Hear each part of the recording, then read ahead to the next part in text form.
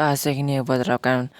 វីដេអូសំណាង 400k សាប់តែវីដេអូថ្ងៃនេះខ្ញុំមកចាប់ screen ក្តាប់ដៃចឹងណាគ្នាបាទព្រះ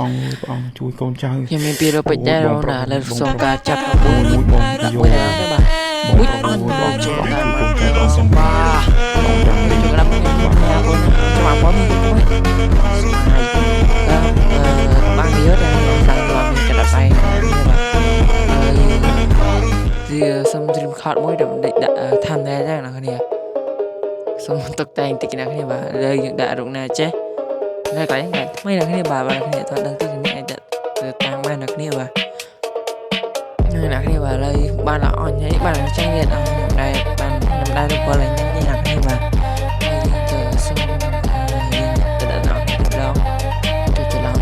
ដាក់នេះចូលទៅក្រៅមកណាគ្នាបាទវាជាក្តាប់ដៃជាមួយនឹងខ្ញុំមានណាគ្នាបាទអូយសូខ្ជូតតែម្ដងណាគ្នាបាទអ្នកគ្នាបើចាប់អស់ប្រហែលពេកដែរកុំជួយ comment ដូចផងបាទអ្នកគ្នាបាទនៅក្នុង TikTok ក៏ជួយ subscribe នឹង YouTube ហ្នឹងគ្នាបាទអ្នកគ្នាដាក់ link ឲ្យអ្នកគ្នាក្នុង Facebook អីអ្នកគ្នាបាទចុចបេះដូងចុច subscribe ខ្ញុំមកអ្នកគ្នាហ្នឹងឯអ្នកគ្នាចាំជួបវីដេអូចាំជួបខ្ញុំនៅវីដេអូក្រោយទៀតអ្នកគ្នាបាទអរគុណដែលមើលវីដេអូខ្ញុំតាំងពីដើមរហូតដល់ចប់ Bye bye.